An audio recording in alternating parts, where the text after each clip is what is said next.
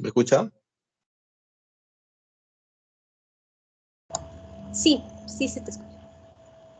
Ok. Bueno, voy a empezar, ¿no? Buenas noches, profesora. Buenas noches, compañeros. En esta ocasión nos toca hablar sobre las enfermedades ocupacionales, ¿no? Soy el alumno Acho Rojas Palo Bryan. Para hablar sobre las enfermedades ocupacionales tenemos que tener el concepto de la neumoconiosis, que es un conjunto de enfermedades asociadas principalmente a inhalación de partículas, tanto de pequeñas y grandes, ¿no? Principalmente se da una inhalación crónica del sistema respiratorio y, como dije anteriormente, una retención de partículas pequeñas en el pulmón, ¿no? Principalmente se va a asociar a una interacción tisular patológica permanente, a varios factores que influyen en este tipo de enfermedades, como por ejemplo la propiedad de la partícula inhalada. No es lo mismo inhalar una partícula de asbesto a una partícula de silicio. Recordemos que la partícula de asbesto se ocasiona principalmente al cáncer, ¿no?, de pulmón o de pleura. Con respecto también a otros factores sería la cantidad de partículas retenidas. No es lo mismo inhalar partículas grandes que partículas pequeñas, como más adelante vamos a ver en la fisiopatología. También vamos a ver otro factor, como va a ser la duración e intensidad de la exposición, ¿no? ¿Qué tiempo yo estoy expuesto en el área laboral, ¿no?, a las partículas? También depende también del tiempo desde el inicio de exposición a las partículas, qué tiempo he tenido ese trabajo, ¿no? No es lo mismo tener 1 año, 5 años a un paciente que ha tenido 20 a 25 años. Recordemos que este tipo de enfermedades se va a relacionar a periodos largos, ¿no?, de trabajo con exposición a partículas, mayor de 20 años principalmente, ¿no? Y tenemos el otro que es la idiosincrasia individual, que va a ser la epigenética, ¿no?, la genética de cada persona. Puede ser que después de esa exposición de 20 años puede que tenga la enfermedad o no tenga, depende también de la genética, principalmente, ¿no? Siguiendo, vamos a ver un poco de patofisiopatología. Principalmente las partículas mayores de 1 o a 5 microgramos, micras,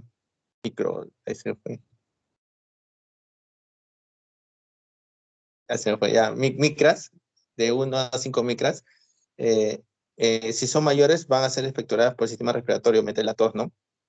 Sí, pero si son de 1 a 5, se pueden depositar a nivel de los bronquios respiratorios y también puede llegar hasta los alvéolos, ¿no?, donde van a empezar a realizar o atacar el sistema inmunitario, ¿no?, que son los macrófagos, ¿no?, que van a fagocitar, ¿no?, que en el sistema respiratorio tenemos los células polvo, ¿no?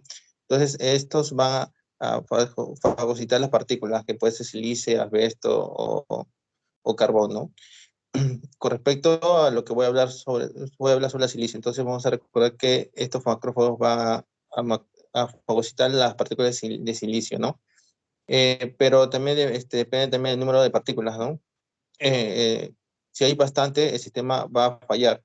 Aparte de eso, recordemos que los macrófagos no tienen las enzimas adecuadas para degradar este silicio, ¿no?, lo que conlleva una acumulación en el intersticio, que eventualmente conlleva a una cubierta por los neumocitos tipo 1, y causando los signos y síntomas que voy a describir más adelante. Hay que mencionar que con respecto al sílice, el cuarzo es el más patógeno, partículas de cuarzo son el más patógenos, porque se relaciona principalmente a, bueno, a, a fallas de los macrófagos y a una fibrosis pulmonar más agresiva. Con respecto a un poco de epidemiología, como vemos en el cuadro, vamos a ver el perfil de enfermedades ocupacionales en el Perú. En primer lugar, tenemos las enfermedades musculoesqueléticas, esa lumbalgia, ¿no?, ocupacional, con 25%. En el caso de nuestra exposición va a ser en cuarta ocupación, que va a ser la neumoconiosis, que va a ser el 10% de todas las enfermedades, ¿no?, ocupacionales en el Perú. Bueno, ahora voy a hablar sobre la silicosis, ¿no?, que es un tipo de neumoconiosis producida principalmente por la exposición al silicio, ¿no? Principalmente hay varias presentaciones, ¿no?, como por ejemplo en la diapositiva tenemos silicio cuarzo cristalino, pero también puede haber un anhidrido silícico, óxido silicio o silicio libre, ¿no? Por lo general, las personas que tienen riesgo son las personas que trabajan, ¿no?, en las minas de carbón, en las fundiciones cerámicas y cantidades de granito. Recordemos que la corteza terrestre o las piedras que tienen la corteza terrestre son o principalmente están hechas de silicio, ¿no? Aparte de esto, vamos a ver un poco de epidemiología del silicio, o silicosis, digo. En este mapa vamos a ver las minas que tiene el Perú, ¿no? Las principales minas que tiene el Perú. Con respecto a la epidemiología, en Europa más o menos hay como 3.2 millones de personas trabajadoras con este tipo de enfermedad, ¿no? La silicosis. En el Perú, la más frecuente de la neumoconiosis en nuestro país sería el 95% y constituye una causa importante de la incapacidad permanente, ¿no? Y según un estudio, se realizaron a 13 centros mineros de Perú, donde un 80% de personal contrajo este tipo de enfermedad, ¿no? Entonces es ya es un problema social, ¿no? Ocupacional. Bueno, siguiendo con la silicosis, vamos a ver cuatro formas más clínicas, ¿no? Que va a ser la simple, la acelerada, tenemos la aguda y la complicada. Vamos a empezar principalmente con la simple o también crónica o clásica. Principalmente se da en personas que tienen exposición, ¿no? A 15 a 20 años de exposición a la partícula de silicio. Vamos a ver principalmente que va a haber una aparición lenta. Vamos a ver pacientes asintomáticos o con una mínima sintomatología, que puede ser una disnea. Con respecto a la radiografía, vamos a ver fibrosis en focos nodulares, conocidos en la radiografía acá, focos nodulares menor de 1 centímetro. Vamos a ver adenopatías ciliares que luego se van a clasificar, ¿no? En cáscara de huevo, que es un signo. Aparte de eso, como dije anteriormente, especialmente va a ser asintomático. Si tiene síntomas, vamos a ver tos, expectoración crónica y disnea de fuerza, pero mínimo. Con respecto a la silicosis acelerada, especialmente se da una exposición más corta e intensa que la simple, más o menos un rango de 4 a 6 años. Tiene una aparición brusca y, bueno, la clínica y la radiología es similar a la simple. Y este tipo de silicosis acelerada se va a relacionar a patologías como una enfermedad autoinmune como la esclerodermia o una artritis reumatoide, ¿no?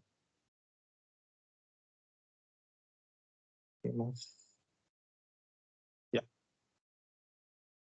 La tercera presentación sería la silicosis complicada. Puede ocurrir incluso durante el cese a la exposición. Vamos a ver que inicialmente el tiempo de exposición sería de 5 a 10 años, la aparición va a ser lenta. Vamos a ver en la tomografía, como se observa en la imagen de abajo, en las flechitas, vamos a ver los nódulos conglomerados, ¿no? Mayor de 1 centímetro en los lóbulos superiores. Entonces, lo que conlleva una sintomología tanto obstructiva como restrictiva, ¿no? Hay que mencionar acá que este tipo de enfermedad se va a relacionar principalmente a infecciones bacterianas recurrentes. Dentro de lo que tenemos, dentro de esto tenemos la TBC y, bueno, y neumonía, ¿no? Principalmente. La otra presentación sería la silicosis aguda, que prácticamente es exposiciones intensas a silice. Las manifestaciones pueden ser de semanas a meses. La exposición va a ser de 6 meses a 2 años, aprox. Va a ser la más mortal de todas las presentaciones anteriormente dichas, pues menores de 2 años en mortalidad.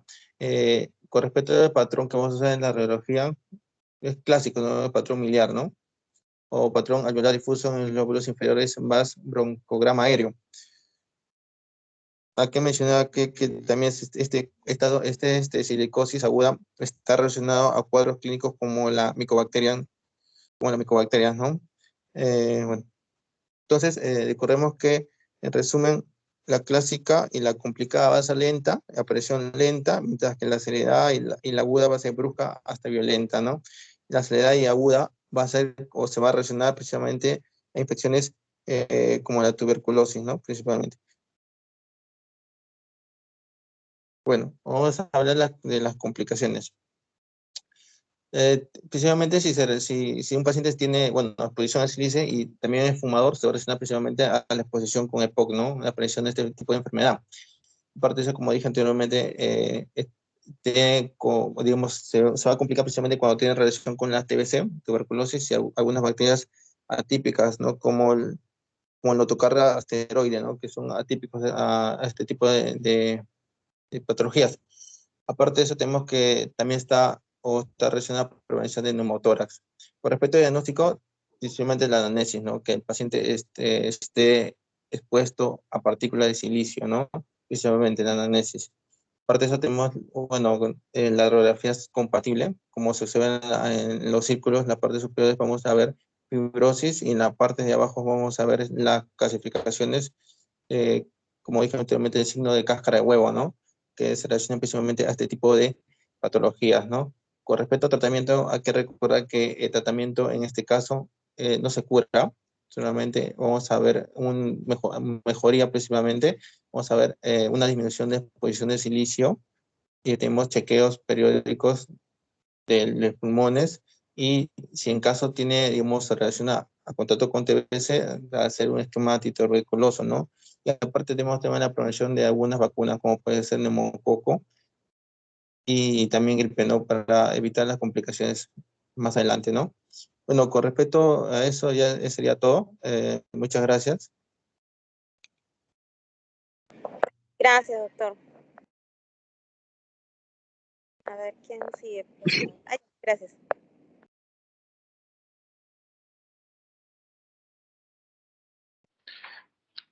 Hola, ¿me escuchan? Buenas noches. Sí se escucha, se puede ver también. Ujú. Siguiente, por favor. Vamos a hablar acerca de antracosis. Siguiente. Bueno, como parte de los pigmentos exógenos por inhalación. Bueno, la antracosis, que vendría a ser por inhalación del polvo de carbón, que es el pigmento exógeno más común, contaminante universal del aire. Este es inhalado, capturado por los macrófagos celulares y también por los neumocitos tipo 1. Vamos a ver que puede alcanzar vía linfática y también afectar ganglios linfáticos regionales. Ahorita vamos a ver algunas imágenes macro. Se produce por una acumulación de carbón, se produce una pigmentación negra y más frecuente, como repito, es en el pulmón y los ganglios linfáticos, como diseminación.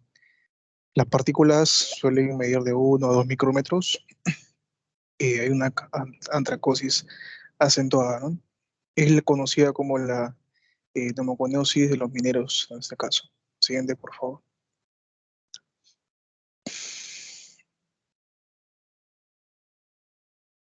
Mm, ya. La pneumoconiosis, digamos, de manera general, recordemos que son enfermedades ocupacionales y en este caso vamos a ver que el agente inorgánico es el carbón. Orgánico, perdón, siguiente.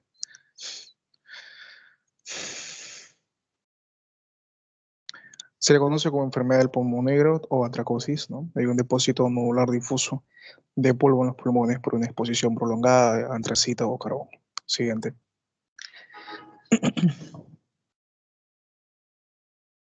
En cuanto a la gente, en este caso va a ser la antracita y el carbón, ¿no? Recuerden que es una forma, la antracita, la hulla, el turba, el lignito, ¿no? Junto con el carbón van a ser carbonos amorfos. Siguiente.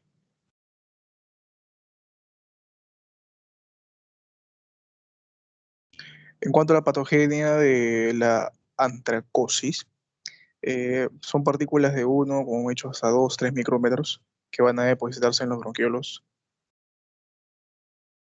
Y en este caso van a haber máculas que evolucionan a nódulos de contenido negruzco en vías respiratorias terminales, ¿no? Hasta ahí pueden llegar. E incluso en las biopsias se pueden observar esos depósitos. Siguiente. En la placa también.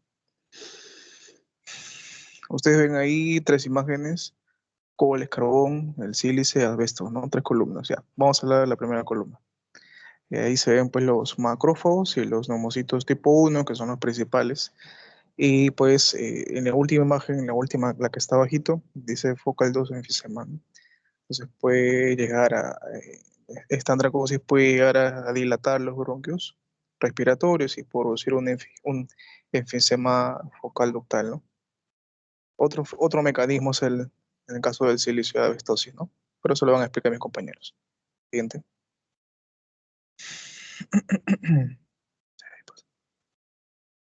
Bueno, más que todo vamos a ver imágenes donde se ve el depósito, ¿no? En este caso del carbón. Miren ustedes la imagen izquierda, la imagen derecha. Siguiente, por favor. Incluso se ven los alveolos ahí, pues. Ahí están los bronquiolos, ahí está también el carbón, pues, depositado, ¿no? Siguiente.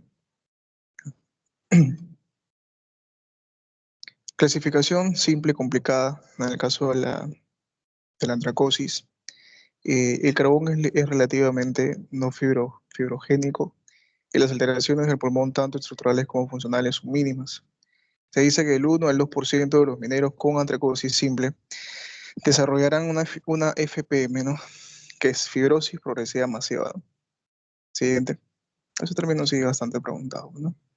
En cuanto, nuevamente, está la forma simple, la forma complicada. Arribita dice que va a producir la pigmentación del parénquima, ya hemos visto algunas imágenes, ¿no? También de otros órganos, ¿no? Vaso, hígado, menos frecuentemente, más que todos los ganglios. Y los síntomas se manifiestan luego de 15 a 20 años, como dijo el compañero Acho, pues, ¿no? A larga data de exposición, ¿no? Y que se presenta, la sintomatología puede presentarse como una enfermedad, pues, avanzada. La simple, máculas de 1 a 2 milímetros y nódulos de carbón. Generalmente estas máculas o nódulos pueden presentarse en los lóbulos superiores y en zonas altas de lóbulos inferiores. En lugares adyacentes a bronquiolos respiratorios, como hemos visto en las imágenes de las biopsias. Y la forma complicada, las cicatrices negruzcas son mayores ya en tamaño, ¿no? 2 centímetros, incluso llegan hasta 10 centímetros. Suelen ser múltiples, tienen colágeno, pigmento y tienen centro necrótico. Siguiente. Un poquito de clínica. Evoluciona algunos de fibrosis masiva, puede haber obstrucción leve al flujo, eso se puede evidenciar en las pruebas funcionales, puede haber una hipertensión pulmonar, disfunción. En cuanto a la patogenia, bueno, hemos visto que es por el carbón inhalado, ¿no? Que los macrófagos se engloban a nivel alveolar, a nivel intersticial, luego se acumulan en el tejido conjuntivo a lo largo de los linfáticos. Siguiente. En el caso, sigamos con la antracosis simple, ¿no? Ya hemos hecho la aparición de las máculas características y el tamaño de estas máculas alrededor de los bronquiolos. Y puede presentarse el enfisema focal, ¿no? Que habíamos mencionado al final. Ya, ¿en qué consiste este enfisema que hemos visto en una imagen? Es la ligera dilatación por polvo, debilitando las paredes de los bronquiolos y provocando un enfisema centrolobular. Generalmente esto se presenta en los lóbulos superiores y segmentos posteroapicales. Siguiente.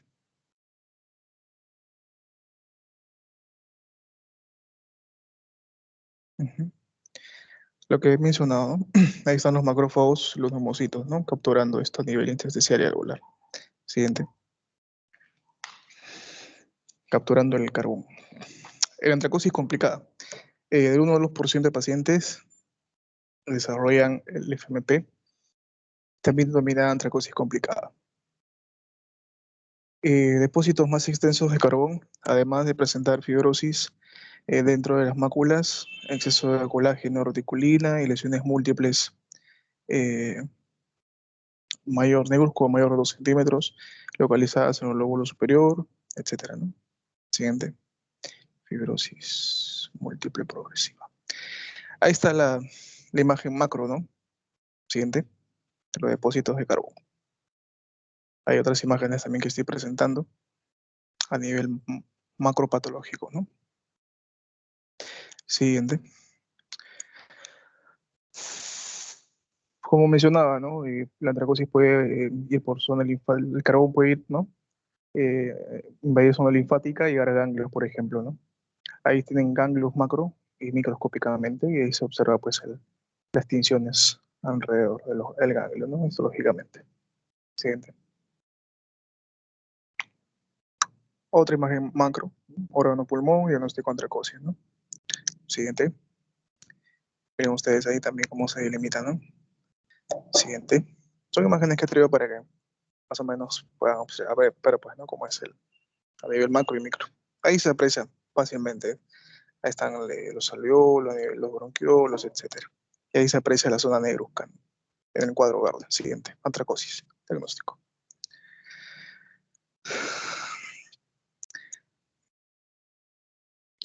La fibrosis múltiple progresiva puede extenderse a la periferia afectando bronquios, a arteriolas, venas y vasos linfáticos. Puede provocar estenosis, dilatación y destrucción de los bronquiolos. Y eso conlleva pues o provoca una insuficiencia pulmonar, un coro pulmonar o una disminución de difusión pulmonar, ¿no? Siguiente. Cuando se habla de antracosis también se habla de un síndrome, ¿no? Que es, la literatura lo menciona como síndrome de Kaplan. ¿Qué es síndrome de Kaplan? De Kaplan, suma de artritis reumatoide con antracosis. La literatura lo describe como un trastorno frecuente, se desarrollan rápidamente, hay numerosos nódulos, miren el tamaño de 0,5 a 5 centímetros por capas concéntricas de tejido fibroso con área central. Necrótica. Siguiente. Cuadro clínico de este síndrome, obviamente la exposición de más de 20 años, aproximadamente la literatura lo menciona, la tos, la expectoración, la disnea de esfuerzo, el enfisema, la obstrucción crónica del flujo aéreo, el espoto negro y la parálisis de las cuerdas vocales, ¿no? Siguiente. Bueno, esa es un poquito la definición y en cuanto lo traje por, haciendo un resumen nuevamente, recuerden que es una de las neumoconiosis simples del trabajador del carbón, la neumoconiosis del minero también le llaman. Eh, Se puede complicar rápidamente progresiva, típicamente por el desarrollo de fibrosis masiva progresiva, ¿no? El FMP, como les mencionaba, neumoconiosis reumatoide, cuando se suma esta neumoconiosis con la artritis reumatoide, pues se le denomina síndrome de Kaplan, como el momento. Dice que puede ocurrir en pacientes con artritis reumatoide después de la exposición al carbono, asbesto, sílice, aluminio o dolomita. La urología nos mencionan que podemos encontrar en antracosis. En el Perú nos dicen que podemos encontrar pequeños nódulos posteriores de la zona superior y media u opacidades reticulonodulares que a menudo son predominantemente en el lado derecho, aunque también pueden estar presentes opacidades irregulares del lóbulo inferior, ¿no? Siguiente. Otros datos para radiología también son estos, ¿no? Por ejemplo, en la antracosis simple hay opacidades redondeadas mayor a 1 centímetro. Miren, generalmente están en los lóbulos superiores, ¿no? Dicen que no existen calcificaciones en linfáticos ciliares y la prueba de función pulmonar. Generalmente en ese momento sin anormalidades. Siguiente. En la complicada, ya hay opacidades redondeadas mayor a 1 centímetro, localizadas en casi todo el pulmón. Dice que menos del 5% pues desarrolla la FMP, ¿no? Y el patrón ya hay alteración, ¿no? Puede haber un patrón restrictivo, un patrón mixto, con gases arteriales o vagas normales y la disminución de la difusión. Siguiente, ya para acabar. Es una mina de resumen. Generalmente el lóbulo superior, se le conoce, ¿no? Afecta a mineros, carboneros, herreros, forjadores. Es importante preguntar en la historia clínica, pues, ¿no? ¿A qué te dedicas? Siguiente. Y el tratamiento, bueno, que puede encontrar es este, ¿no? Tratamiento inespecífico, no necesario, solo en complicaciones. Se debe prevenir la FMP, la fibrosis progresiva, fibrosis masiva progresiva, evitando el contacto con el polvo del carbono. Siguiente. Bueno, sería todo. Muchas gracias. Bien, continuando con la exposición, mi nombre es Estefania Arbieto. Yo voy a hablar acerca de la neumoconiosis de una forma un poco más general.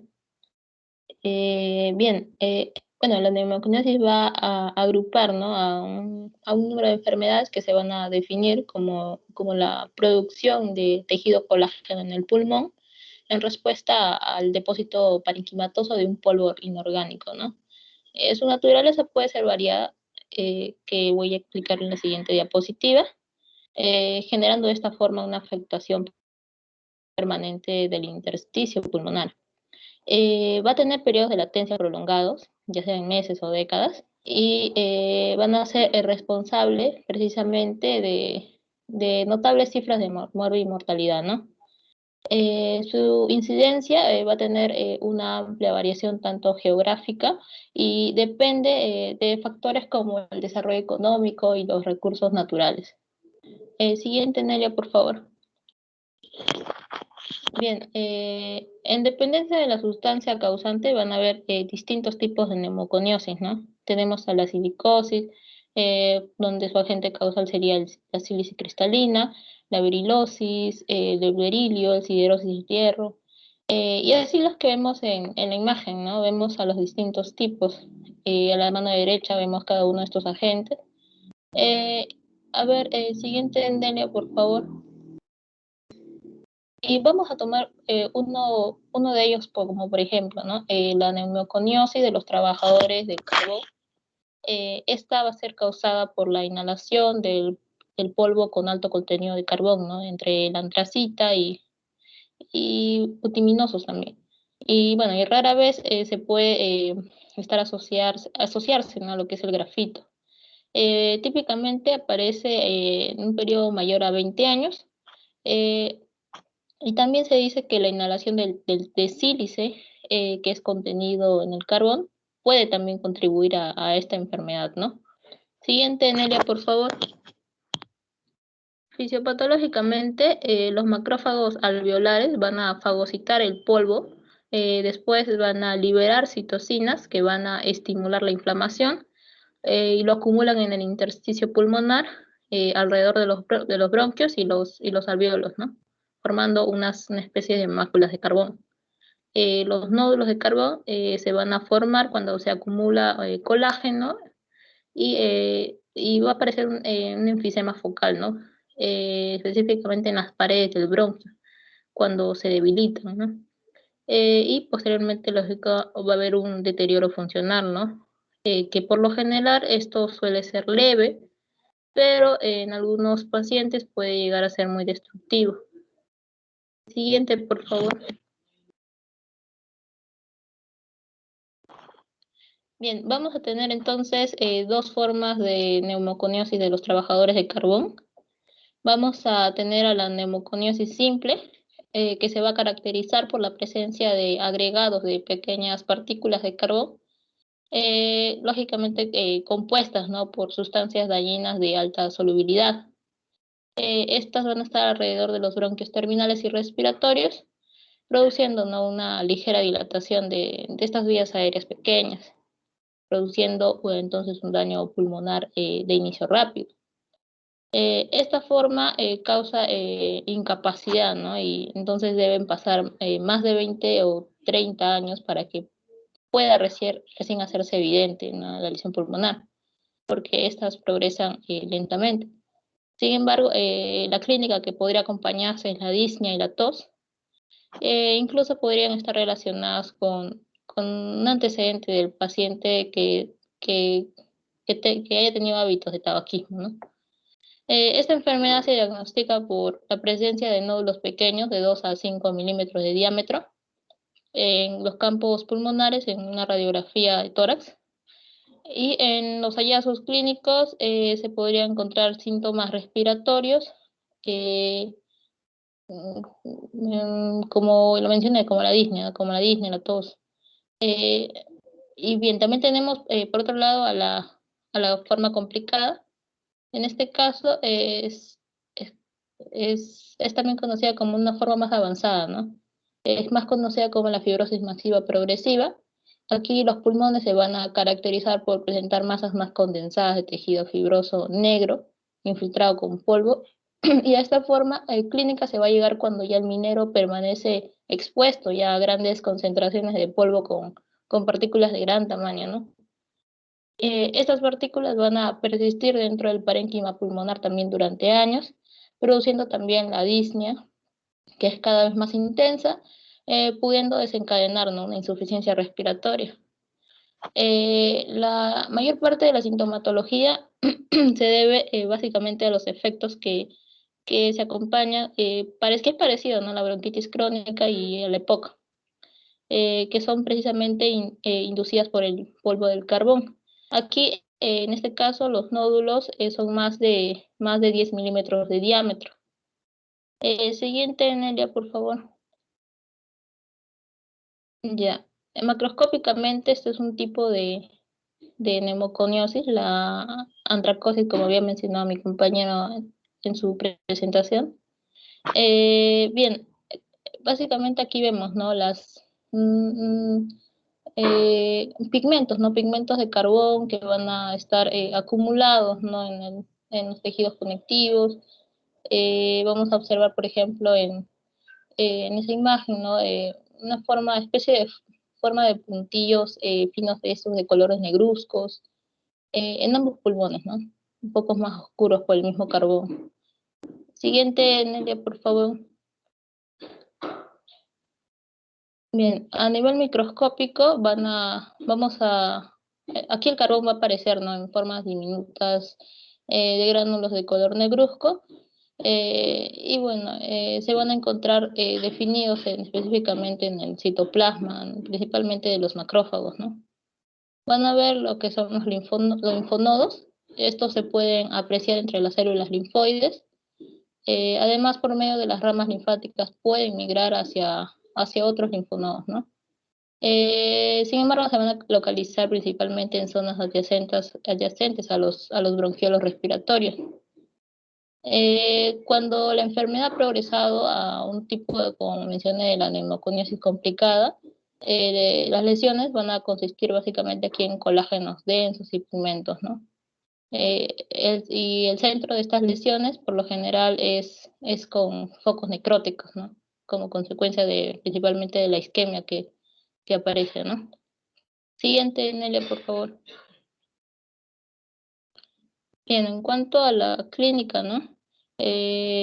Por lo general, en este caso, la neumoconiosis de los trabajadores del carbón no suelen producir síntomas, pero los síntomas pulmonares más crónicos, cuando ya se vuelve un poco más de tiempo, son causados por otras afecciones como la bronquitis industrial, debido al mismo polvo de carbón o al enfisema que justamente coincide por el hábito de fumar.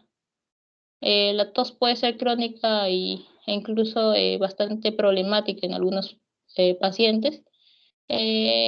Incluso podría persistir, ¿no? Después de alejarse del lugar de trabajo y incluso en los que ya no llegan a fumar. La fibrosis también va a ser masiva a causa de la disnea progresiva y en ocasiones los pacientes presentan un esputo negro que es la melanoptisis. Esto aparece cuando las lesiones de la fibrosis masiva progresiva se rompen en el interior de las vías aéreas. La fibrosis masiva progresiva va a evolucionar a una hipertensión pulmonar con una insuficiencia ventricular derecha y también da una insuficiencia respiratoria. Siguiente, Nere, por favor. Y bueno, en sus complicaciones se describió, ¿no? Una asociación entre la neumoconiosis de los trabajadores de carbón y algunas características de la artritis reumatoide, ¿no? Aunque no está claro si esta patología de la neumoconiosis predispone precisamente a los mineros a desarrollar, ¿no?, esta artritis reumatoide. Pero se dice, ¿no?, que si la artritis reumatoide adquiere una forma singular en pacientes con neumoconiosis, o si la artritis reumatoide altera la respuesta de los mineros del polvo de carbón, podría estar, tiene una asociación bastante corta, ¿no?, bastante cerca. Bien, la aparición también de múltiples nódulos redondeados en el pulmón, ¿no?, en un tiempo corto, ¿no?, que se relaciona al síndrome de Kaplan que había explicado mi compañero, y esto representaba, ¿no?, una respuesta inmunopatológica relacionada con la diástesis reumatoidea. Y los pacientes con neumoconiosis de los trabajadores de carbón también tienen un alto riesgo, ¿no?, de desarrollar tuberculosis activa e incluso infecciones micobacterianas no tuberculosas, ¿no? También se relacionó, ¿no?, asociaciones débiles, pero que sí podrían estarse dando en cuanto a la neumoconiosis de los trabajadores de carbón con la esclerosis sistémica progresiva y también el cáncer de estómago, ¿no? Siguiente, Nelia, por favor. Bien, el diagnóstico básicamente se basa en los antecedentes de exposición, ¿no? Y también en los aspectos de la radiografía o la tomografía de tórax. En los pacientes, por ejemplo, con neumoconiosis, ¿no? Tanto las imágenes de radiografía y tomografía van a revelar opacidades o nódulos difusos pequeñitos y redondeados, ¿no?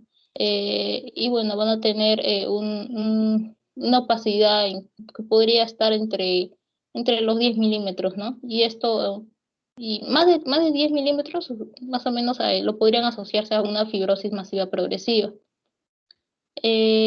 Bueno, la especificidad en cuanto a la radiografía de tórax en caso de la fibrosis masiva progresiva es baja, porque hasta un tercio de estas lesiones se puede confundir, ¿no? con tipos de cánceres, cicatrices u otros trastornos.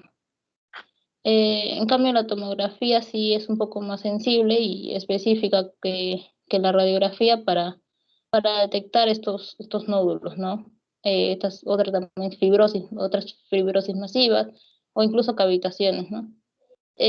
También podríamos también pensar en cuanto a las pruebas de función pulmonar, aunque se dice que estas no son diagnósticas, pero podrían ser útiles en cuanto a la caracterización de la función pulmonar en pacientes quienes pueden de defectos ya obstructivos, restrictivos o mixtos. Siguiente, Nelly.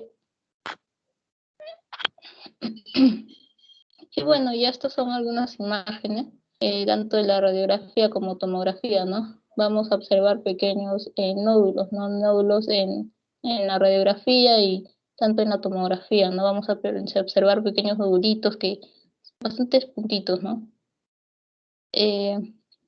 Siguiente, Nelia, por favor, y última diapositiva. Bien, en cuanto al tratamiento, a veces se puede usar la que es la terapia, ¿no? Con oxígeno y rehabilitación pulmonar también, ¿no? También se tiene que tener en cuenta lo que es la restricción de nuevas exposiciones. También la forma simple de la neumoconiosis, en caso de los trabajadores del carbón, rara vez es necesario, ya que algunos no presentan síntomas, aunque se recomienda lo que es la vigilancia por si llega a aparecer lo que es la tuberculosis, ¿no? Y también lo que es siempre estar en vigilancia por los pacientes que dejan o persisten nuevamente con el tabaquismo, ¿no?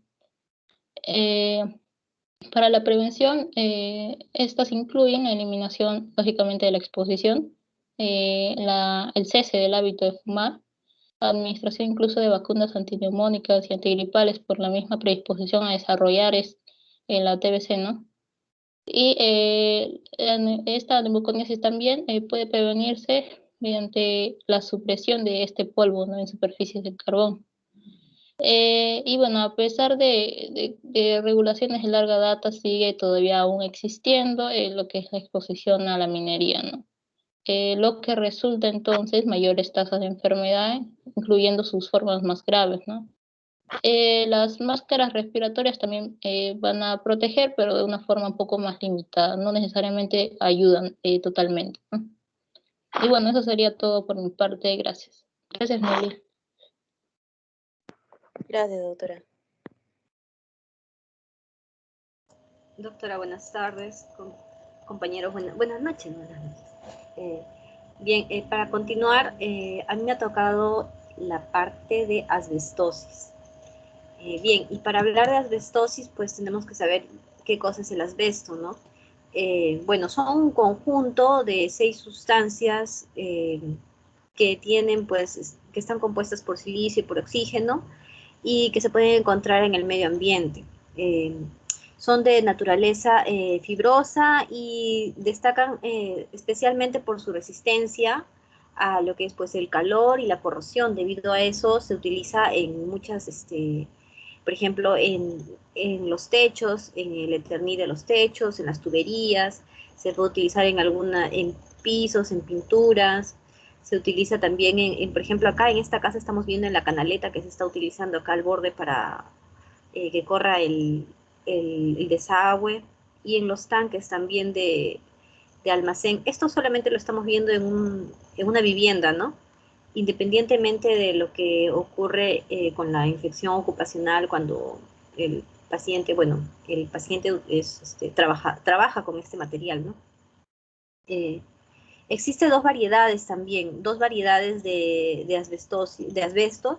Y las dos de estas dos variedades son dañinas para la salud. Son dos variedades, la serpentina y la anfíbolas, las anfíbolas.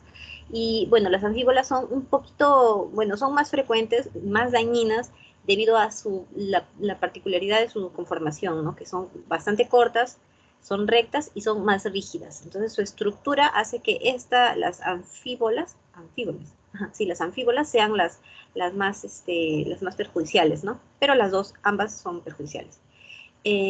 Liberan fibras microscópicas muy pequeñitas, y estas fibras microscópicas ingresan por inhalación a nuestro sistema respiratorio y ingresan hasta, dependiendo del tamaño que tengan, van a ingresar hacia lo más profundo posible, ¿no? Estas también van a permanecer en el aire y en un ambiente de trabajo cerrado, por ejemplo, que no cuente con una buena ventilación, o en el cual la persona, el trabajador, el obrero, no cuide sus vías inhalatorias, ¿no? Es un tipo de exposición ocupacional, doméstica, como estábamos viendo acá, y también ocurre en el medio ambiente. En el mundo hay 125 millones de personas expuestas a asbesto solo en su lugar de trabajo, y la mitad de las muertes por cáncer de origen laboral están debidas al asbesto. Como habíamos mencionado, es una exposición ocupacional, y es muy importante por eso, dentro de la anamnesis, ser muy específicos y ser muy minuciosos en lo que es un punto muy simple, que es a qué se dedica el paciente o a qué se dedicó, cuál es el trabajo anterior que ha tenido. Puede ser un trabajador en minería, puede ser industrias del fibrocemento, hilandería y tejeduría de amianto. Amianto también se le llama al asbesto. La fabricación de aviones, operadores de calderas, trabajadores de la construcción, electricistas, trabajadores de ferrocarriles, trabajadores de astilleros, construcción naval y deshuese, trabajadores retirando el aislamiento de asbesto, bueno, mantenimiento y alrededor de las tuberías de vapor en edificios. Todas estas ocupaciones o todos estos tipos de trabajo por los que han pasado los pacientes o por los que están trabajando, pues son un punto de alarma en la historia clínica, ¿no? Y bueno, ya la asbestosis es una enfermedad crónica del pulmón causada por la inhalación, pues, de estas fibras de asbesto. El desarrollo de asbestosis requiere una exposición intensa mayor a 25 o 100 fibras mililitro por año, y tiene un tiempo de latencia medio de 12 a 20 años. Quiere decir que uno no se expone e inmediatamente desarrolla una enfermedad. Tiene que pasar mucho tiempo, una exposición intensa de 5 a 10 años. Por ejemplo, acá en la siguiente línea nos dice que duplica el riesgo de cáncer pulmonar. Y el consumo de asbesto, de vía inhalatoria, ¿no?, está directamente relacionado a la incidencia del mesotelioma, que es un tipo de cáncer, ¿no?, de la pleura. Dentro de la fisiopatología es muy importante tomar en cuenta tres puntos de los que dependen, ¿no? De la dosis que se va a recibir, y esto depende, pues, de la cantidad y del tiempo de duración en el que estamos expuestos, de los factores relacionados con el huésped, debido a que el paciente puede estar inmunocomprometido, con un estado inmunológico bajo, o puede ser que su depuración pulmonar no sea adecuada, y los factores extrínsecos, como es el hábito tabáquico, e incluso el paciente puede cursar por estos tres episodios, no puede trabajar, puede estar expuesto en su trabajo, puede vivir en una casa en la que tiene un techo de Eternit con esta particularidad, y fumar, tener hábitos tabáquicos muy, muy elevados, ¿no? Una cajetilla o un cigarro diario está incrementando sus posibilidades de que tenga esta enfermedad, ¿no? Entonces, estas fibras van a penetrar las vías inhalatorias, y Las de menor tamaño van a alcanzar las vías aéreas inferiores. Las de 5 micrómetros se van a quedar en las vías aéreas nasales. Las más pequeñas, de menos de 3 micrómetros, van a pasar hacia los alvéolos, más o menos de 0.02 a 0.2 micrómetros, van a llegar hasta los alvéolos. Y estas fibras aquí en los alvéolos van a producir un efecto tóxico directo a las células pulmonares y van a producir liberación de mediadores, ¿no? Citoquinas, especies reactivas de oxígeno. El cuerpo se va a defender, ¿no? Va a querer expulsarlo, va a querer aislarlo y expulsarlo, ¿no? Entonces, estamos viendo, pues, aquí se va a hablar de la depuración o aclaramiento alveolar, en el cual se habla de la eliminación de macrófagos cargados de este polvo, ¿no? Los macrófagos lo que van a hacer es llegar a este polvo que, como los anfíbolos son cortos, rectos, rígidos, entonces van a llegar a y van a intentar aislarlo y no van a lograr, algunos sí van a lograr sacarlos por las vías aéreas, hacia las vías aéreas ciliadas, y otros no. Los que no van a producir un proceso inflamatorio y mientras va evolucionando se va a formar unos cuerpos de asbesto, que son los que estamos viendo por acá, que son pues fibras de asbesto, son fibras de asbesto que tienen alrededor macrófagos, neutrófilos, que los van a estar rodeando, ¿no? Y estos van a producir una alveolitis. Y los macrófagos van a estar pues activados y luego se van a liberar quimiotaxinas y estas también van a alterar los neutrófilos y junto con los macrófagos van a liberar los famosos ROS, las especies reactivas oxidantes y las especies reactivas de nitrógeno, y estas pues van a causar daño al ADN, van a causar deterioro a las moléculas. Y así se va a producir toda una cascada que se parece mucho a las enfermedades que ya se han mencionado, ¿no? Entonces, pues va a ser algo, va a generalizarse esto, ¿no? Va a ingresar por el aire a los pulmones, a los capilares, los más chiquitos, y en la vía sanguínea va a llegar pues al espacio pleural, va a llegar al cerebro, al hígado, los riñones, a todo lugar. Bueno, es un proceso continuo de inflamación debido a que, como hemos mencionado nuevamente, se habla de un tiempo largo de exposición, entonces va a ser crónico, una inflamación crónica, continua, y por eso se habla también aquí del cáncer del mesotelioma, ¿no? ¿Qué más podemos decir? Bueno, manifestaciones clínicas. Dentro de las manifestaciones clínicas tenemos pues la disnea de esfuerzo, que habitualmente va a ser el primer síntoma que se va a encontrar en el paciente, que es de progresión lenta y de aparición tardía tras aproximadamente 15 años de exposición. Suele preceder a otros síntomas como la tos seca, como la opresión o dolor del pecho. También vamos a tener crepitantes inspiratorios tardíos, que inicialmente son más audibles en las líneas axilares y las bases pulmonares, ¿no? Debido a que lo primero que va a hacer el asbesto es llegar a la base de los pulmones. Hay otras enfermedades ocupacionales como la silicosis y la beriliosis que se van hacia los ápices, pero la asbestosis se va hacia las bases. Y bueno, a medida que la enfermedad va a ir progresando, se va a ir extendiendo hacia arriba, ¿no? Va a ir llegando hacia los campos superiores.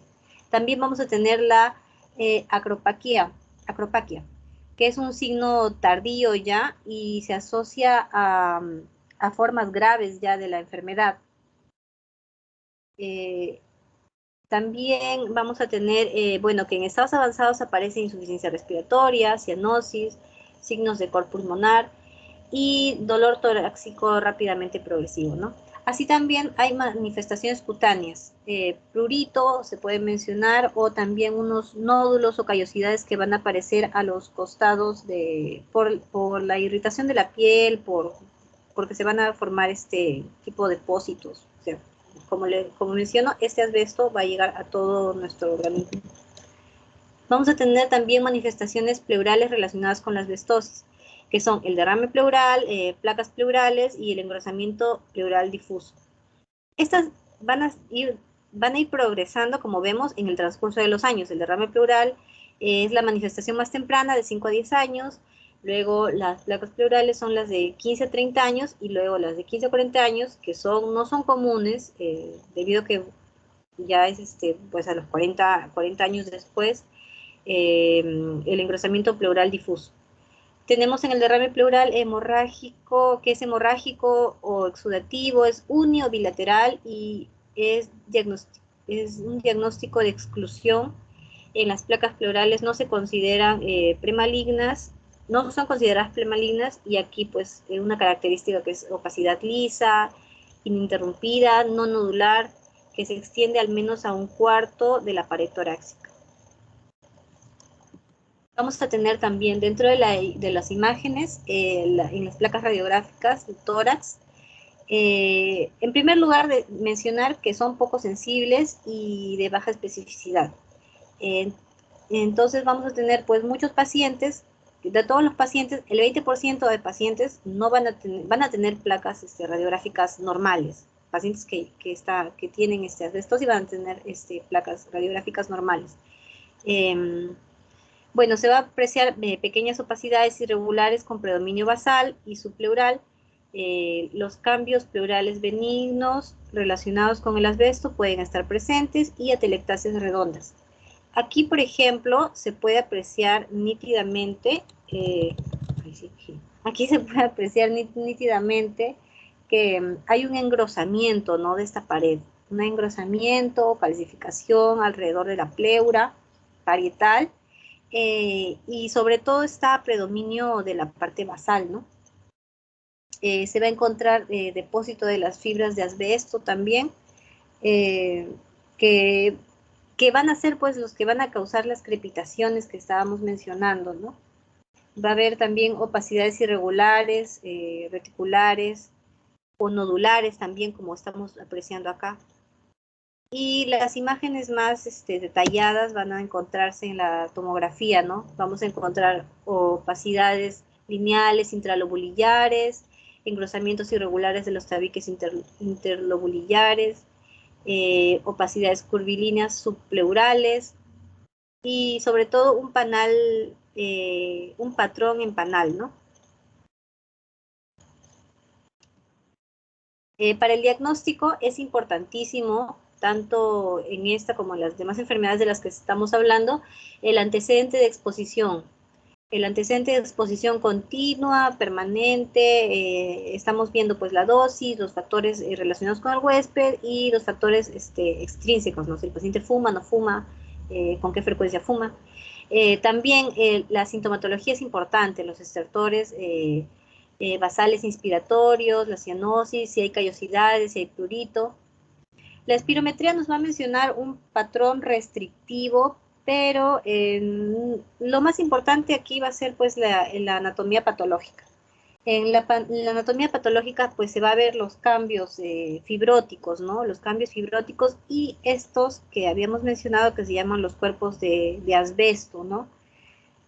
Que van a ser pues como consecuencia de la producción de inflamatoria provocada por las fibras, estas pequeñitas fibras, ¿no?, retenidas en los pulmones, que nuevamente van a ser más frecuentes en los lóbulos inferiores, y va a producirse también una remodelación del epitelio. Entonces es como que la parte histológica, la anatomía patológica nos va a dar pues la certeza en realidad de lo que está sucediendo.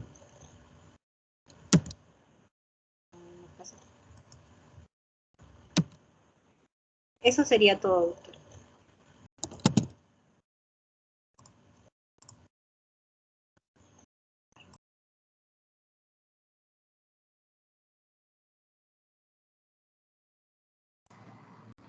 Doctora, buenas noches, compañeros. Bueno, ahora continuando, a mí se me ha asignado el tema de beriliosis. Siguiente, por favor. Bueno, la beriliosis obviamente es causada por el berilio, ¿no?, un polvo inorgánico. Para esto hay un cuadrito que puse para diferenciar las enfermedades, ¿no? En cuanto a polvos inorgánicos y orgánicos, en este caso el berilio. Pero primero, ¿no? ¿Qué es el berilio? Es un elemento natural que está presente en una variedad de materiales, como por ejemplo las rocas, el carbón y el petróleo también, ¿no? Y bueno, también puede encontrarse esto en el suelo y polvo volcánico. Hay dos tipos de minerales de rocas, ¿no? La bertrandita y el berilio. Estas son minadas comercialmente para recuperar el berilio, ¿no? Eh, bueno, las emisiones producidas al quemar el carbón y petróleo que contienen el berilio van a aumentar el berilio en el aire y obviamente va a provocar toda esta beriliosis, ¿no? Siguiente, por favor. Bueno, la beriliosis es una neumoconiosis caracterizada por la inflamación granulomatosa que se produce en individuos que desarrollan sensibilidad al berilio y también una respuesta inmunitaria mediada por células ante la exposición ambiental y ocupacional al berilio, ¿no? Esta puede ser por aspiración de polvos o vapores que contienen el berilio, como dije anteriormente. Se considera que hay una predisposición genética en estos pacientes que están expuestos constantemente al berilio. Y bueno, existen genes involucrados a la sensibilidad al berilio y estos representan aproximadamente el 2%, ¿no? de los pacientes que están en contacto con el berilio. Se produce en un 1 a 20% de los trabajadores expuestos y el periodo de latencia de 2 a 15 años. El berilio es un metal con propiedades físico-químicas y se usa prácticamente en las aeronaves, en material nuclear, en material electrónico, en tecnología de vanguardia, cerámicas, los tubos fluorescentes antiguos. Bueno, las ocupaciones, obviamente, ¿no? Todo lo relacionado con lo de arriba, maquinistas nucleares, ¿no? Bueno, esto es lo que hacen armas y reactores nucleares, los mineros, técnicos dentales, soldadores. También había encontrado que está presente en los equipos de golf, bueno, los que fabrican los equipos de golf, como por ejemplo los palos de golf, o también en los marcos de la bicicleta. Según la OSHA, o OSHA, que en español es la Administración de Seguridad y Salud Ocupacional de Estados Unidos, dice que el nivel estándar de seguridad es que esté expuesto a 2 picogramos por metro cuadrado, ¿no? Si el paciente excede de esto, obviamente tiene una exposición muy alta al berilio y obviamente va a desarrollar la beriliosis. Siguiente, por favor. Bueno, en cuanto a la etiopatogenia, las personas que están expuestas al berilio, obviamente este berilio va a actuar como un antígeno. Y esto unido a una predisposición genética del alelo HLA-DPB1 del cromosoma 6, esto está relacionado a una mayor sensibilidad y susceptibilidad al berilio, ¿no? Ambos unidos, el antígeno y la susceptibilidad al berilio, el gen, ¿no? Van a desarrollar un proceso de hipersensibilidad de tipo 4, la retardada, que va a activar a los linfocitos T helper 1 y va a provocar la liberación de moléculas proinflamatorias, ¿no? Como el factor de necrosis tumoral alfa, el interferón gamma, interleuquina 2 y 6 también. Y esto va a promover el proceso inflamatorio dentro del epitelio pulmonar, ¿no? Y el berilio, al ser altamente soluble, se retiene en el epitelio pulmonar, ¿no? Lo que va a provocar es un proceso de apoptosis de los macrófagos alveolares. Esto va a provocar un aumento de la inflamación y con el tiempo se van a formar granulomas no gaseosos, ¿no? Que se van a ver en las láminas histopatológicas. Esto, bueno, siguiente, por favor, lo explico más adelante. Bueno, hay 2 formas clínicas, la aguda y la crónica. La aguda es poco frecuente no encontrar esto, más encontramos pacientes con una beriliosis crónica. Bueno, la aguda es cuando las personas están expuestas a un nivel muy elevado de berilio, ¿no? En cambio, la crónica es cuando están expuestos por mucho tiempo, ¿no?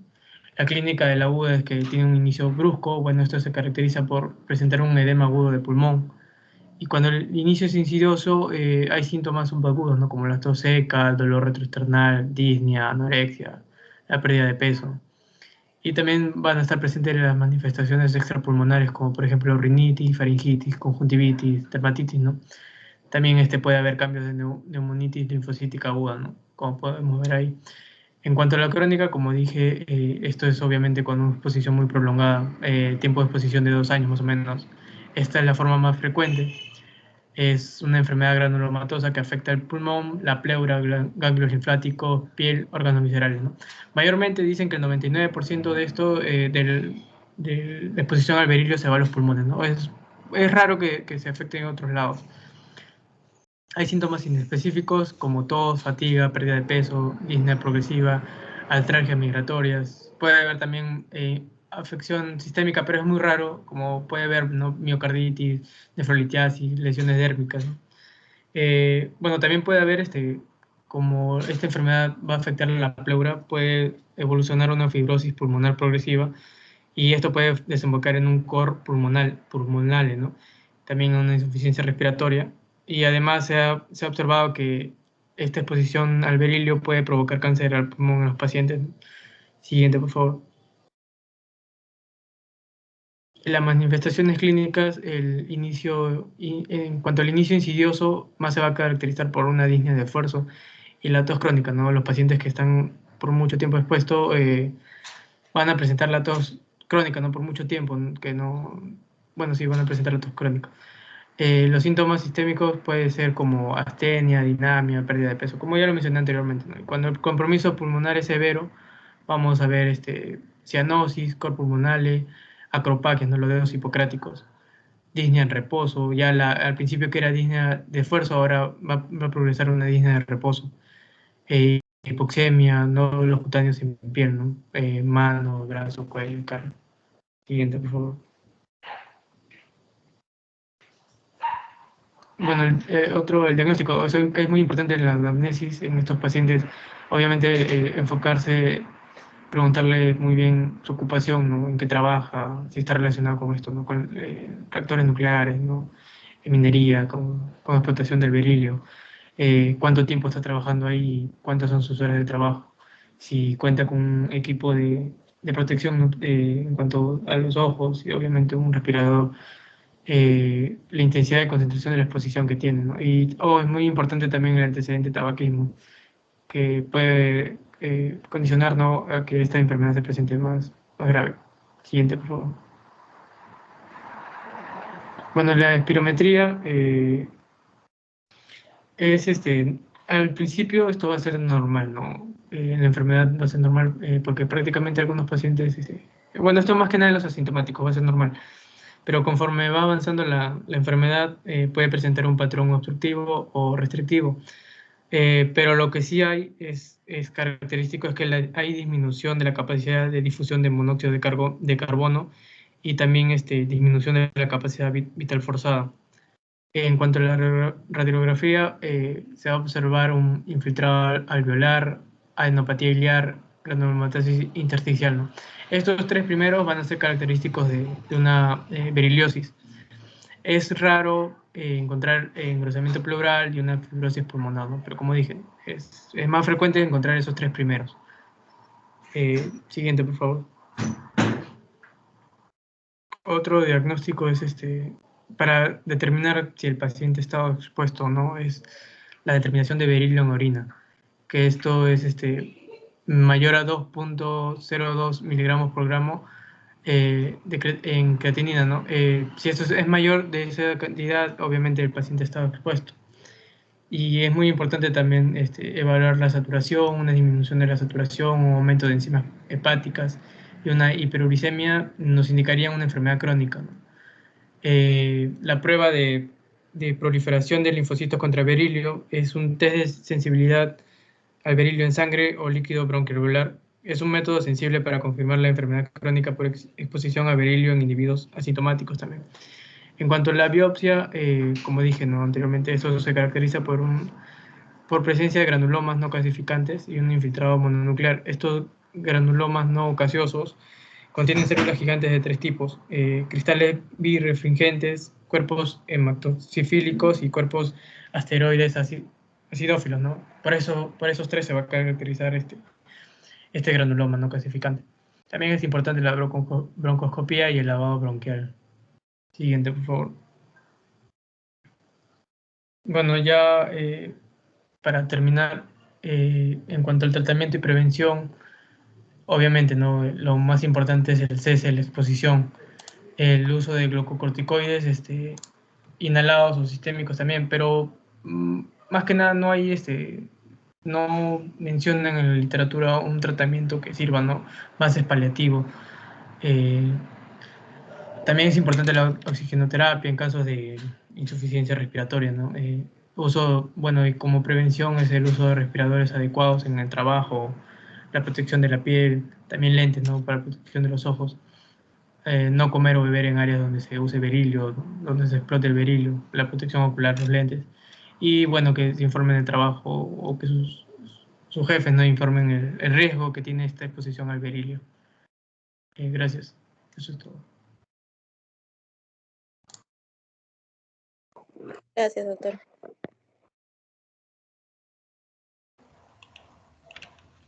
Buenas noches, doctora. Buenas noches con todos. El tema que me ha tocado exponer el día de hoy es vicinosis. Aquí, como vemos en la imagen, es una enfermedad no ocupacional por la inhalación de polvos orgánicos, específicamente el algodón, el lino, el cáñamo, ¿no? Sustancias relacionadas a eso, ¿no? Aquí vemos cómo las trabajadoras están expuestos a estos polvos orgánicos, ¿no? Siguiente, por favor. Bueno, la vicinosis es una enfermedad respiratoria crónica ocupacional, ¿no? Reactiva de las vías aéreas que afecta a los que tienen exposición, como les había mencionado, ¿no? Al algodón, a estas fábricas, ¿no? Textiles, al lino, al cáñamo, ¿no? El cáñamo que viene a ser un derivado del cannabis, ¿no? O conocido como un derivado de la planta de la marihuana también. De ahí deriva el cáñamo también, el yute también. Bueno, estos materiales orgánicos las personas van a estar expuestos a estos materiales, ¿no? Van a producirse así un mayor riesgo de vicinosis con lo que se conoce como un síndrome asmatiforme. Se conoce como síndrome asmatiforme porque tiene la apariencia de ser asma, ¿no? Es parecido, incluso al realizar un examen físico puede presentarse, por ejemplo, ruidos sibilantes, ¿no? Sin embargo, tiene algunas características que lo hacen diferente del asma. Se conoce la vicinosis como la enfermedad de los días lunes, ya que los síntomas van a empeorar el primer día de la semana, ¿no? El paciente va a estar con tos, con disnea, principalmente en los primeros días de la semana y a lo largo va a disminuir durante el resto de la semana. Generalmente porque los días lunes se conoce así porque están más expuestos a estos materiales, ¿no? En cambio, el asma no disminuye, ¿no? El asma ya es un proceso más crónico, ¿no? Estable durante toda la semana. Sin embargo, en esta patología empieza fuerte al inicio de semana y luego va a ir disminuyendo, ¿no? Por eso lleva este nombre. Siguiente, por favor.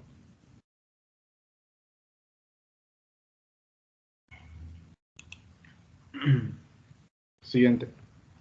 No pasa. Y ahora sí. ¿Cuáles son los factores que inciden en la enfermedad? Por ejemplo, se dice que para que una persona desarrolle la vicinosis necesita estar de 10 años a más expuesto a estos polvos orgánicos, ¿no? Es directamente proporcional al tiempo, ¿no?, que está expuesto. También la concentración ambiental. A mayores niveles favorecen el desarrollo y la evolución de la enfermedad. También si un paciente tiene un hábito tabáquico, tiene un factor agravante, ¿no?, predisponente. Y el estado respiratorio previo también, ¿no?, previo a la exposición. Siguiente.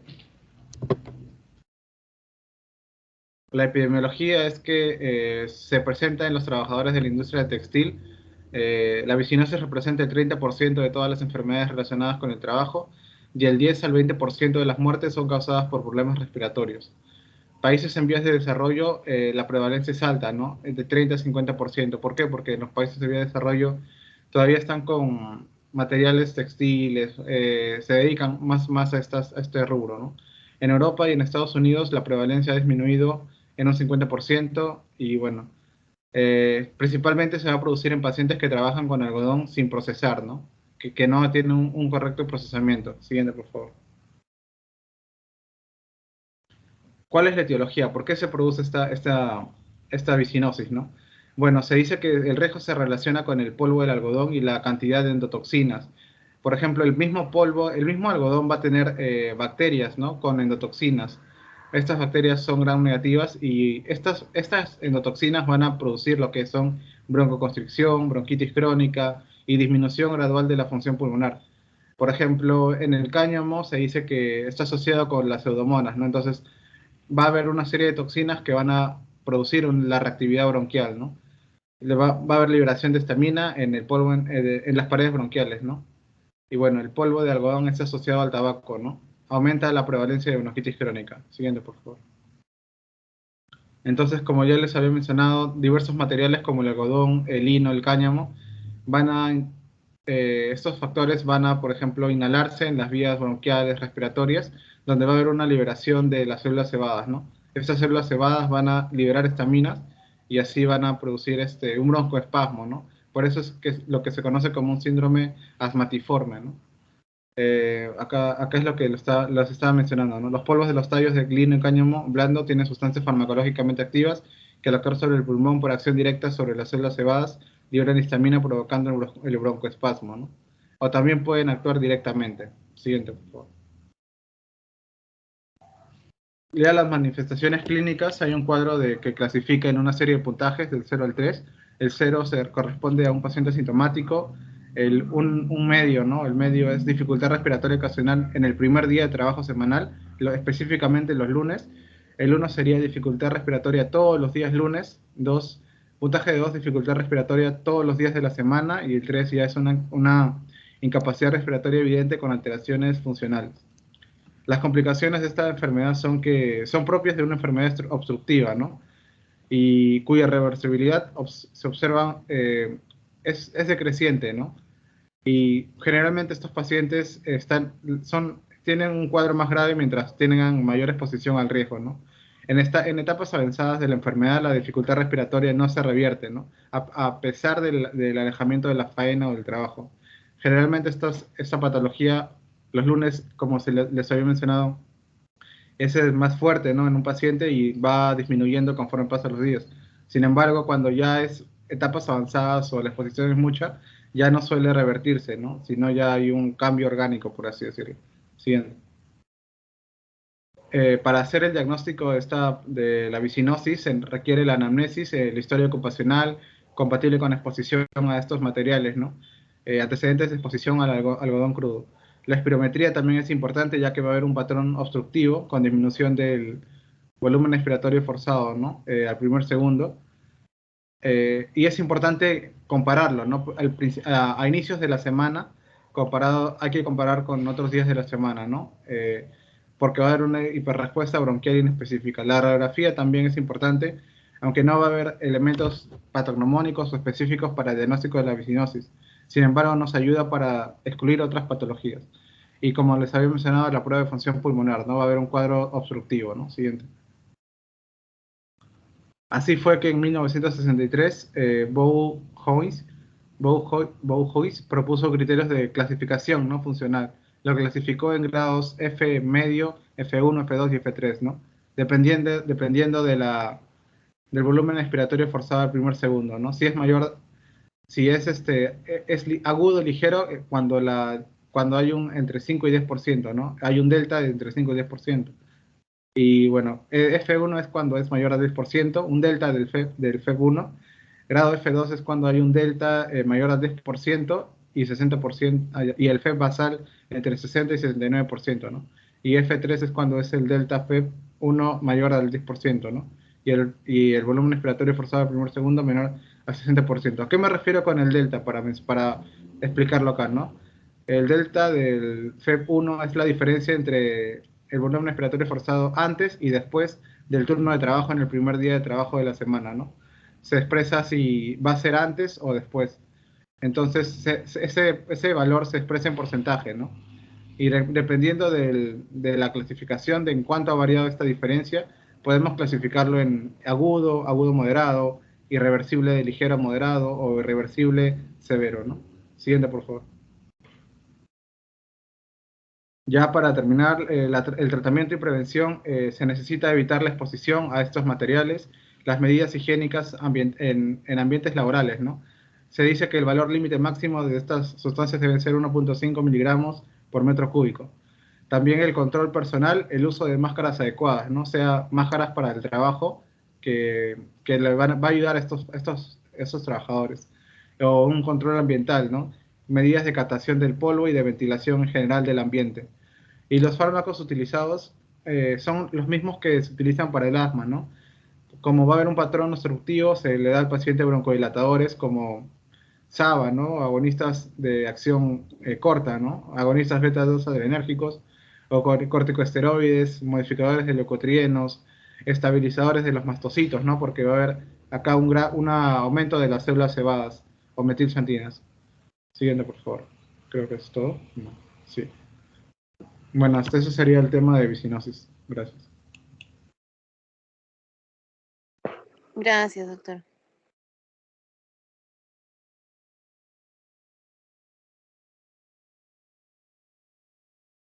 Eso sería todo, doctora.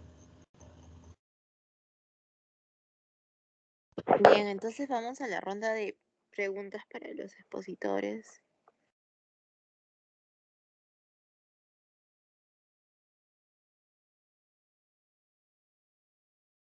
Miren, cuando son las enfermedades ocupacionales, muchas de ellas se comportan como si fueran EPIT, ¿verdad? Incluso ustedes han hecho teoría de EPIT, si no me equivoco, de intersticio, ¿no? Enfermedades intersticiales. Sí, doctora. Incluso hay clasificación de EPIT que involucra a las enfermedades ocupacionales, porque muchas de estas evolucionan a patrones fibróticos, ¿no? Como la fibrosis pulmonar y hepática, muy parecido pueden hacer las ocupacionales, tanto que van a insuficiencias respiratorias crónicas, ya han hablado que usan oxígeno, y algunas empiezan a tener manifestaciones como hipertensión pulmonar y pueden dar cor pulmonar. Entonces, es por eso que se las podría agrupar dentro de las EPIT, estas enfermedades. Las enfermedades ocupacionales, por lo mismo que tienen este tipo de lesiones en pulmón, y han mencionado, los pacientes tienen mucho más prevalencia de hacer o tuberculosis o de repente un tipo de cáncer pulmonar. No sé si tienen alguna pregunta al respecto.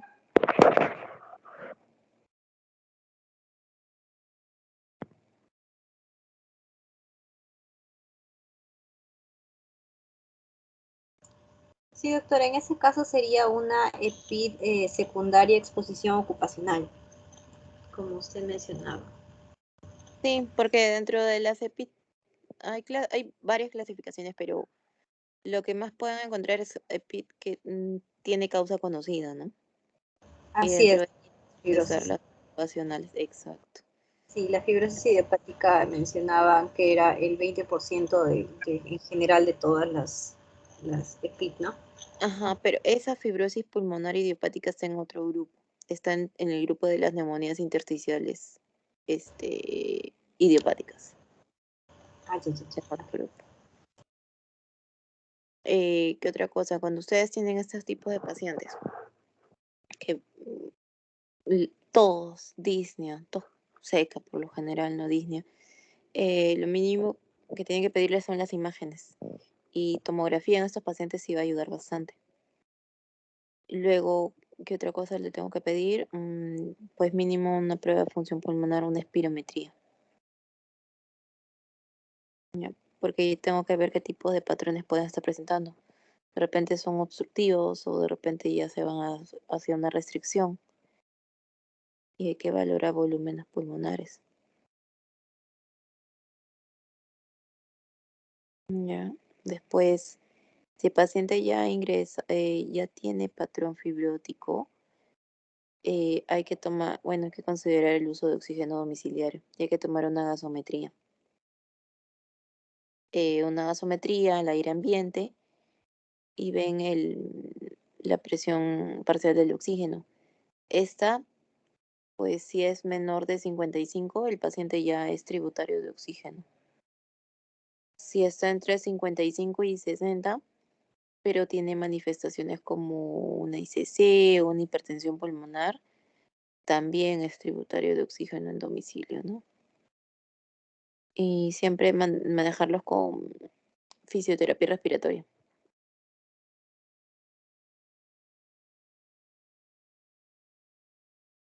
¿Más preguntas, doctores?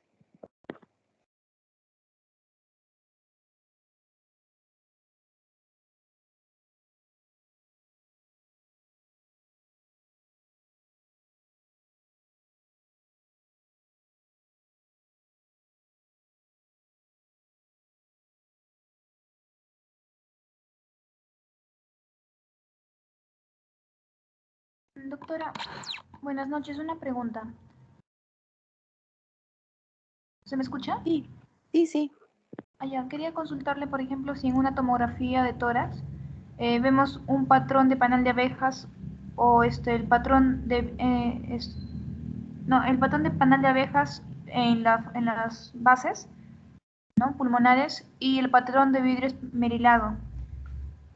Podríamos ahí sospechar en un, no sé, en un mayor porcentaje de fibrosis pulmonar o podríamos sospechar de otras causas. Cuando hablas de fibrosis pulmonar, ¿te refieres a la fibrosis pulmonar idiopática? Sí, doctora. Ah, ya. Porque eso siempre tenganlo en cuenta. Para muchos pacientes, fibrosis es cualquier tipo de PIT, pero no, ustedes tienen que saber una cosa es el PIT y otra cosa es la fibrosis pulmonar idiopática. Entonces, cuando yo quiero identificar una fibrosis pulmonar idiopática, es un paciente que viene por tos seca, disnea progresiva, de un año, ha progresado muy rápido. Entonces le tomó una tomografía, como ya lo has mencionado. Pero hay ciertos criterios que viendo la tomografía que deben aparecer en la tomografía para decir, este tiene este tipo de diagnóstico. Uno es la panalización eh, bilateral, bivasal, que debe tener el pulmón. Después tiene que tener un patrón reticular, ¿ya? Puede acompañarse o no de bronquiectasias de tracción. Vidrio esmerilado, no, porque el vidrio esmerilado es cuando hay una inflamación o sea, puede ser una inflamación porque está infectado, está exacerbado en ese momento, entonces no me va a ayudar en el diagnóstico de fibrosis pulmonar idiopática. Vidrio esmerilado lo puedo ver en otro tipo de patrones como las neumonías no específicas. Más bien, si hay vidrio esmerilado, entonces me hace dudar un poco del diagnóstico, a menos que el paciente esté en una exacerbación por la enfermedad o esté con algún tipo de infección, entonces aparece el vidrio esmerilado.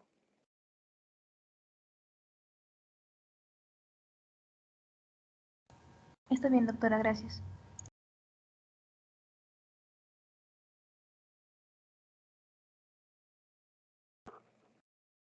Y, otra cosa, el panal de abeja, claro,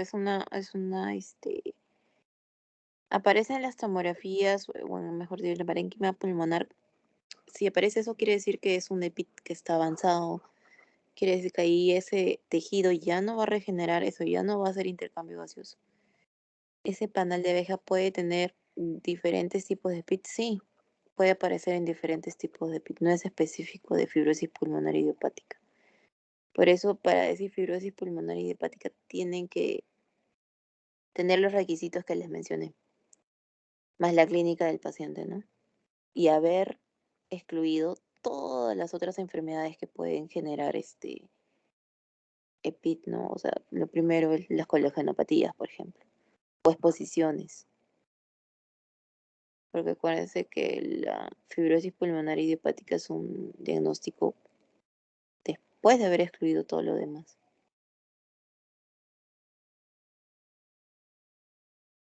Bien, ¿más preguntas? Doctora, entonces ese patrón es de reticular o panal ya sería irreversible. Sí, es irreversible.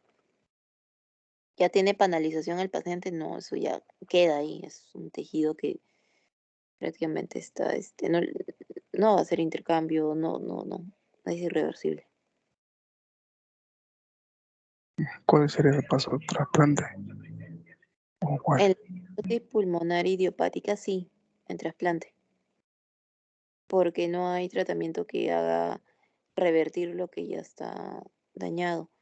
Hay tratamiento que hace que sea más lento el deterioro funcional del paciente, pero no que lo cure, ni lo regenere, ni que no lo limite, no. Progresa. Entonces, sí es una posibilidad del trasplante pulmonar en estos pacientes.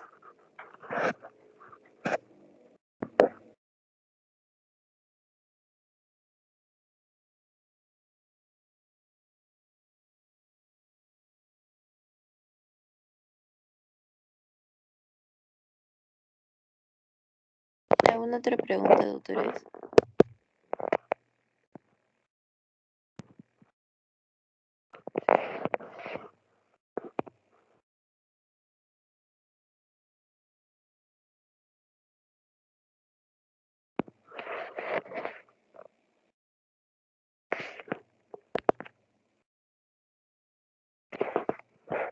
Bien, parece que ha quedado claro el tema, entonces lo dejamos hasta aquí por ahora y ya nos estamos viendo cuando el lunes, ¿no? Para la teoría de cáncer de pulmón.